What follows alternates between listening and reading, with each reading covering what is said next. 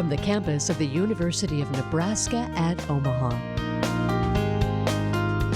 Consider This, a program of issues and information behind today's news. Soldiers, sailors, and airmen of the Allied Expeditionary Force,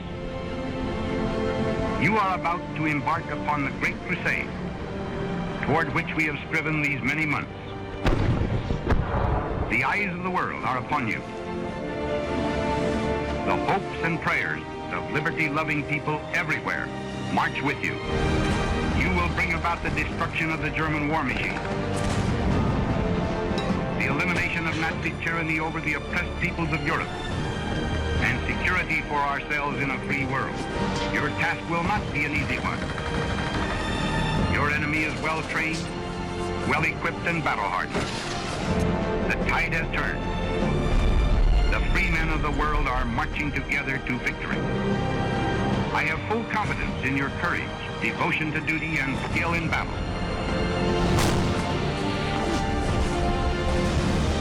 We will accept nothing less than full victory. Hi everyone, I'm Kathy Wyatt. Welcome to the 26th season and this week's edition of Consider This. Our topic, leadership. Joining us to talk more about it is Ted Carter, president of the University of Nebraska.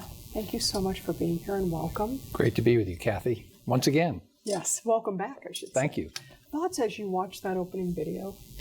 Well, it could actually be the very definition of what leadership is.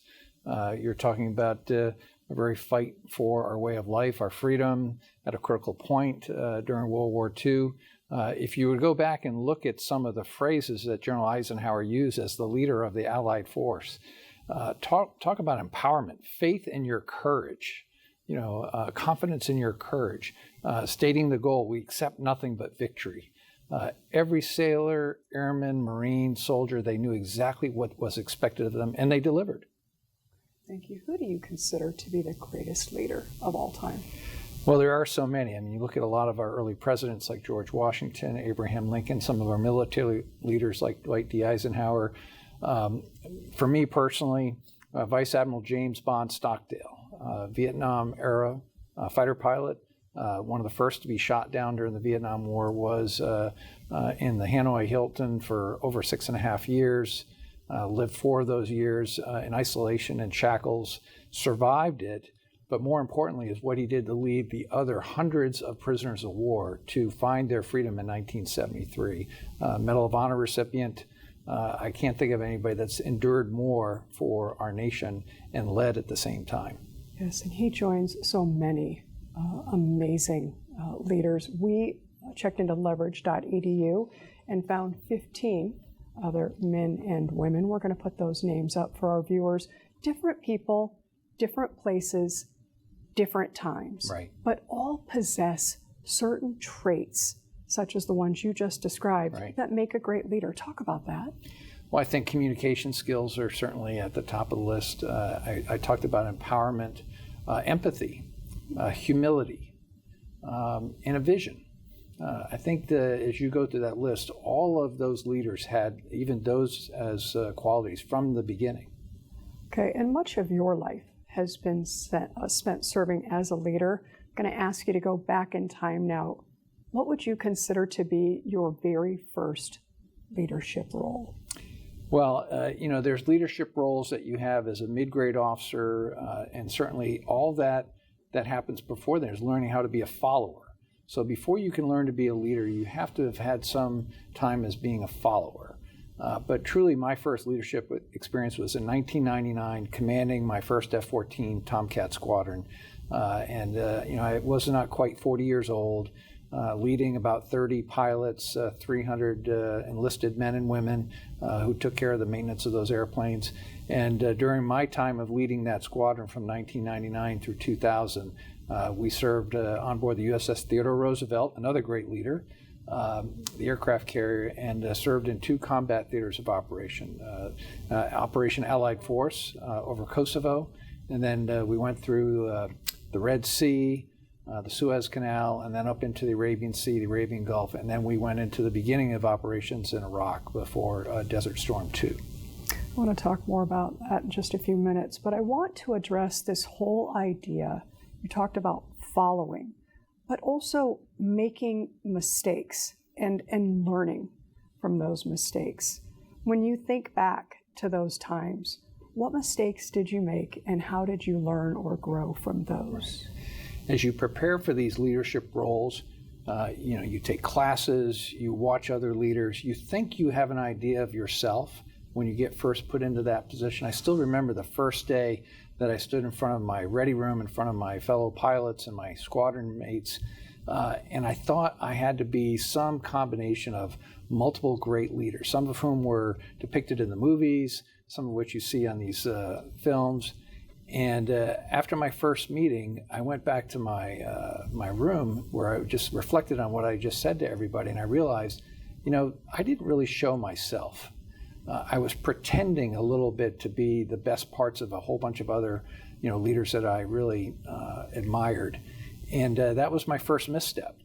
And I corrected myself very quickly, and I made sure that my squadron and every other leadership position I'd ever had after that, and I've been in command leadership positions really since 1999, they understood that they were seeing the genuine person that I was. And that's one of the first things that I do whenever I teach or talk about leadership is I tell everyone the most important thing is you have to be yourself.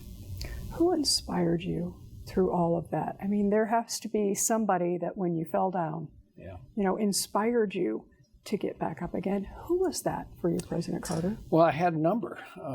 Sometimes they was people that I worked for. Sometimes they were people I admired from other units.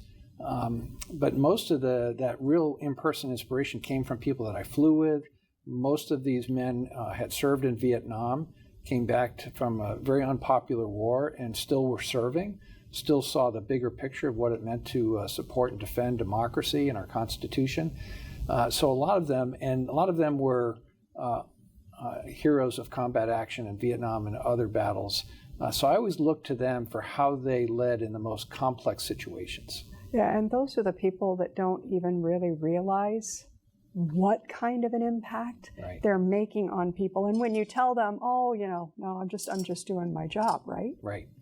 And when they give you some advice on how to best lead in a stressful situation, how to analyze yourself, how to be humble, how to present yourself so that, not showing everybody everything that's always good and rosy, you're actually dealing with the tough issues. And dealing with issues when they're smaller, prevent them from becoming bigger and bigger issues before you can handle them. Let's go and talk about Top Gun in the school, right? That's such an amazing part of your life. What did that mean to you? Well, the first thing it meant was somebody thought enough of me to send me to the school. And again, it goes back to this empowering. Somebody said, hey, you are qualified to go do this type of high-intensity training. And then once I got there, realizing that I really was flying with the best fighter pilots in the world, to listen to every word and understand that it wasn't just about the air-to-air tactics that you were learning about. It was really about how to become a teacher for your lifetime. One of the lessons that I still recall, and I still use this, you never use first person when you're talking about how to counsel somebody. You take the who out of it. And that way desensitizes and disarms somebody from saying that you're accusing them of being deficient in something. Or you're actually just trying to say, hey, the fighter pilot in the red jet did this, instead of saying you did this. And it's amazing how much better the learning happens when you take that who out of it. Yeah, the guards kind of come down a little bit. Yeah, that's great advice. Okay, so I can imagine you have countless stories during your time at Top Gun School. Share with our viewers maybe the one that is top of mind for you in terms of really identifying Ted Carter as a leader. Yeah. So this goes back to 1999. I was in command of a squadron. I had already been a Top Gun instructor. I was now teaching young pilots how to fly the F-14 in all different modes of operation. We were coming off the aircraft carrier. My youngest pilot, who was having a real struggle just doing basic operations, particularly landing on the aircraft carrier, which is a unique skill set, we spent some time with him to make sure he got it right. He improved enough that I said, I'm going to reward you for the good work that you've done. And I said, I will fly home with you. You're going to be the first airplane off the flight deck, as we were flying the whole air wing. 90 airplanes, all fly back to Virginia Beach for some rest and relaxation before we went on a deployment. This was in the spring of '99. As we launched off the flight deck, we had a catastrophic fuel failure. So the airplane was completely engulfed in fuel. Once we realized that we didn't actually blow up, we realized we only had enough fuel to get to a very small landing field. We probably should have ejected, but we didn't. And I empowered my young pilot, and I'm in the back seat with no stick and throttle, talking him through how to put this F-14 Tomcat down on about 1/3 the length of a runway that we needed to safely land. And he did it. He did it on the first try, only try that we had. We would have run out of fuel. It could have been disastrous. That is the very definition of my critical moment in my leadership life, where I put everything I knew and everything I learned and entrusted this young pilot, not only with my life, but the life of that airplane and the life of many others on the ground. And he lived up to that moment. And I still reflect on it. And, could have been easily second guessed as a decision. Obviously would have lost my command. I would not be sitting here talking to you today. And it worked out because I trusted that he would live up to the moment. Wow. Okay. July 23rd, 2014. Right. A very big day for you. Yeah. Tell us what it was and what it was like to actually be living in that moment. So that was the day that I took command, or was appointed as the superintendent of the U.S. Naval Academy.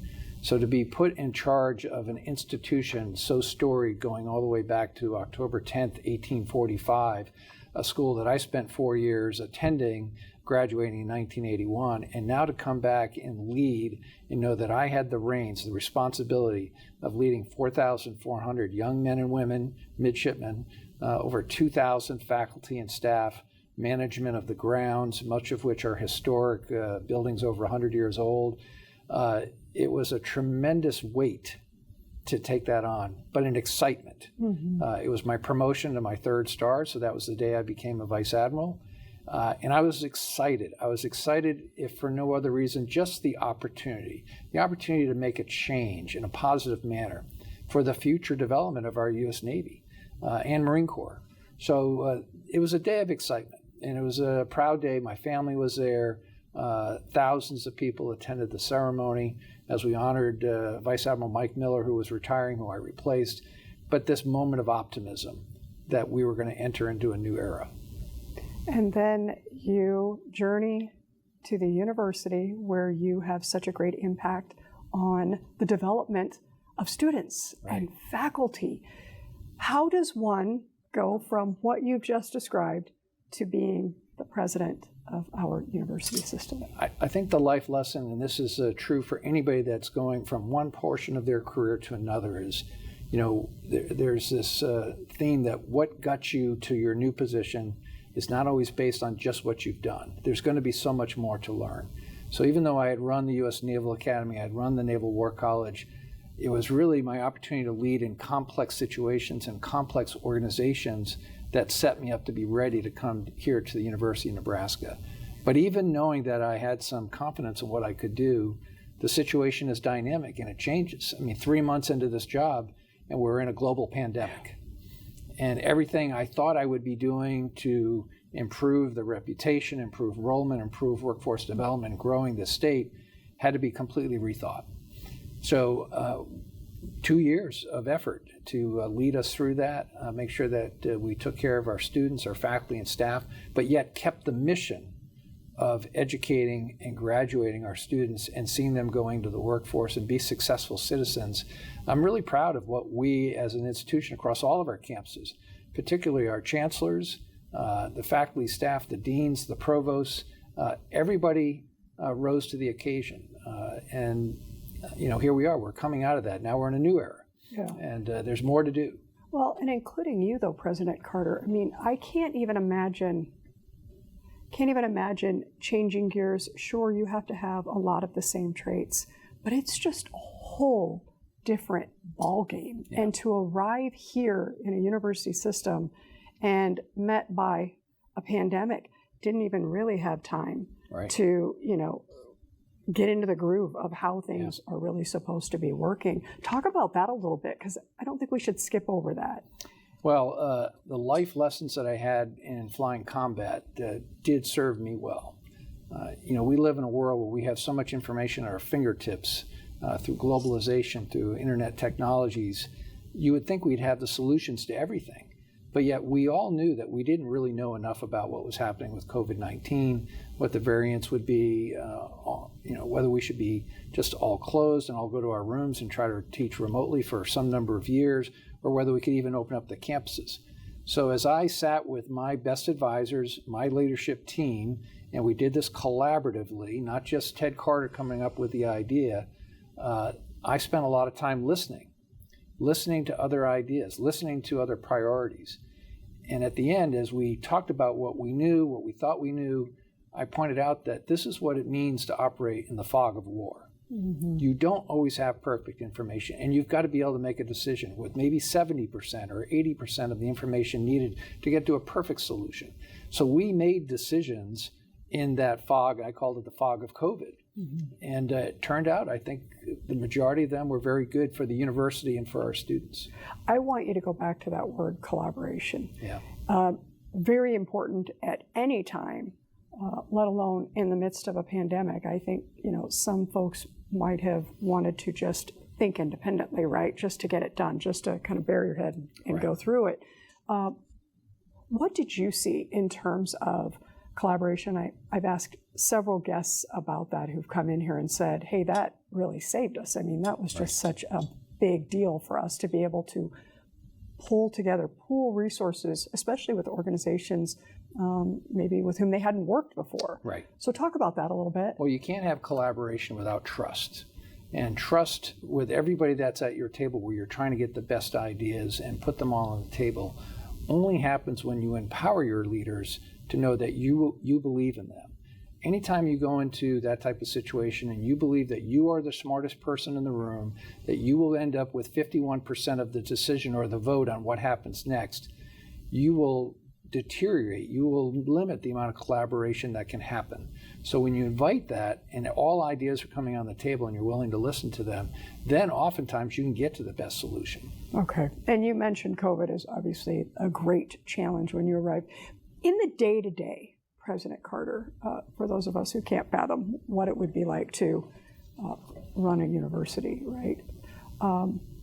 Talk about the day-to-day challenges that you face. So a lot of the day-to-day challenges are simple in that it's where do you put yourself?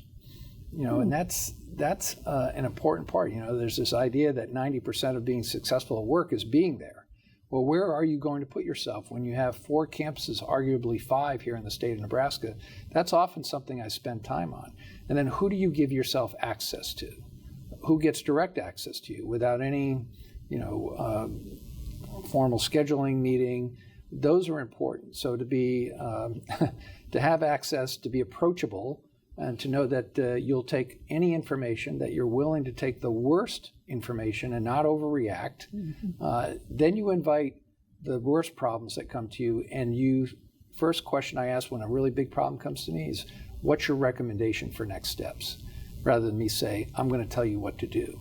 I might even have an idea what the best next step might be, but I want that to be a moment for that other leader to say, this was my input, and the president listened to me, and now we're going to go together. And my job is to make sure I've empowered that leader with the right resources, the right technology, and the right decision space to move forward. Okay.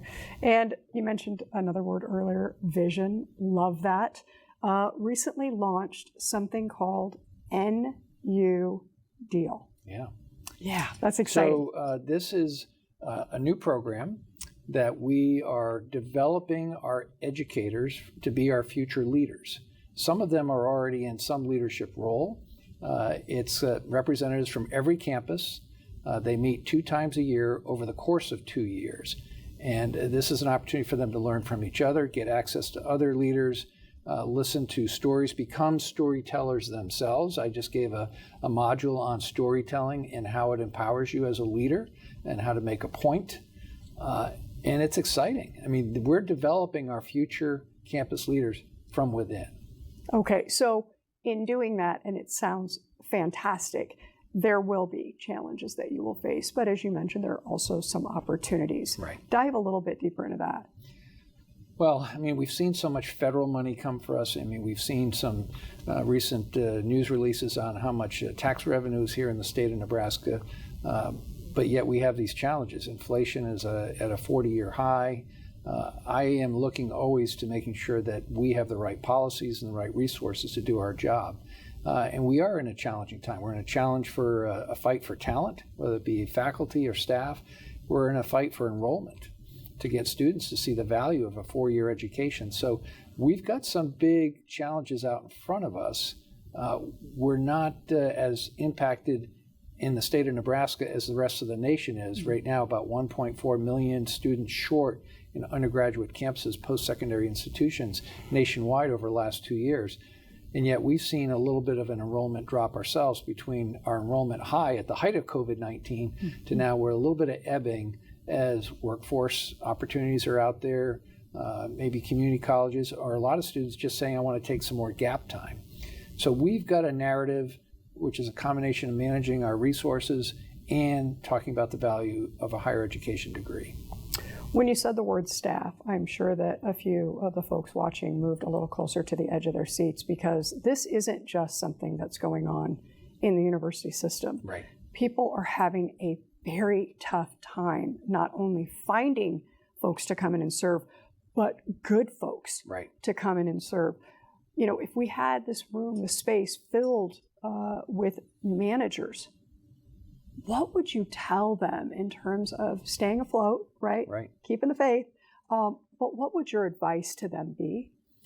Well, I think we have such an important mission, and there's such value, and there's a sense of self-accomplishment to be associated with a university, whether it be here at Omaha, Lincoln, or Kearney, that joining this team will elevate you for the common good. And I think we can speak to that in terms of why you want to come join our team to be part of successfully completing this mission for the future of our workforce, the future of our state, the future of our city. I think there's a lot of excitement there. I think there's it's a worthy sell and not that hard to sell when we explain what it is that we do. Okay, thank you. I would be remiss for the timing of this program if I did not ask you about the elections, right? So advice to voters as they head to the polls. Some will see this program before they go. Some will see this program after they've gone to the polls. So talk to our voters a little bit. I would ask everybody that is registered in a voting age to do two things. The first and most important is actually go vote. Don't assume that your vote doesn't matter. Every vote matters. And the second is try to be informed. The ballot this year will be complex. There'll be a lot of people on that ballot. There'll be issues here within the state. It takes more than just watching a few TV commercials to think that you've formulated your opinion for what not only best suits you and your family, but what's best for the state. So I think two things: be informed and go vote. Okay, just time for a couple more questions. So we are in a university system, obviously lots of students. Future leaders, what would you say to our future leaders? One simple message for all future leaders, and we saw this in the clip of Dwight D. Eisenhower. I mean, if the one thing we didn't talk about in that is, if you want to inspire others, you must be inspired yourself first. And when you are, the sincerity factor of who you are and what your message is for how to inspire others to go do something important will come through. And some of those students might be saying, President Carter, it's kind of a tough time right now. I'm having difficulty inspiring myself to get to that point. Where do they turn? Well, I would say you turn to the people that you trust. That's most important. That might be a family member, might be a colleague, a fellow student, your roommate, could be a mentor on campus, could be a faculty member who you really have a great deal of respect for and that you like to listen to. There's a lot of people that you can ask, but the most important thing is never suffer in silence. It's always good to find somebody that you can have a conversation with, if for no other reason, just for that. It will make you feel so much better.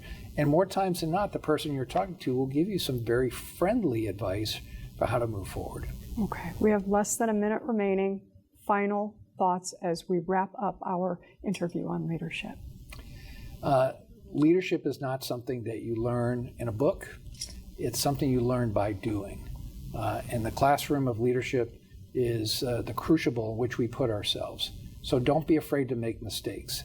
The only way you become a better leader is to actually make small mistakes, own them, and move forward. Thank you. Talking with President Ted Carter today about leadership. Folks wanting more information, you've given us your own contact information, so we're going to put that up now. Lots of ways to reach President Carter. Nebraska.edu/president. Then there's president@nebraska.edu. Phone number 402-472-8636. And of course, that is your Twitter. That's my Twitter handle. You're on Twitter. I still have a blue check mark, at least for now. This is so impressive. President Carter, thank you so much for sharing your time, expertise, and for all that you are doing for this wonderful university. We appreciate it, and you. Thank you. Yeah, you bet. Thanks to our students who are working so hard behind the scenes, and of course, to all of you for watching. As we close, a look back at Halloween as seen through the lens of Alex Robles-Rudol, a junior here at UNO. We'll see you next week.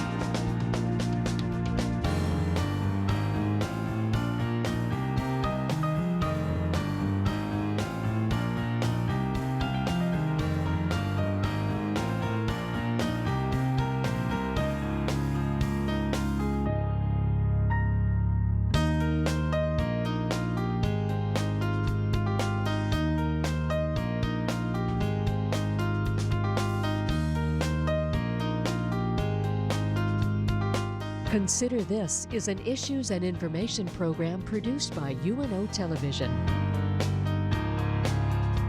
More information and program archives can be found at nebraskapublicmedia.org/considerthis. If you'd like to share your comments about this program, call UNO Television at 402-554-2516 during regular business hours, or send an email to cwyatt@unomaha.edu.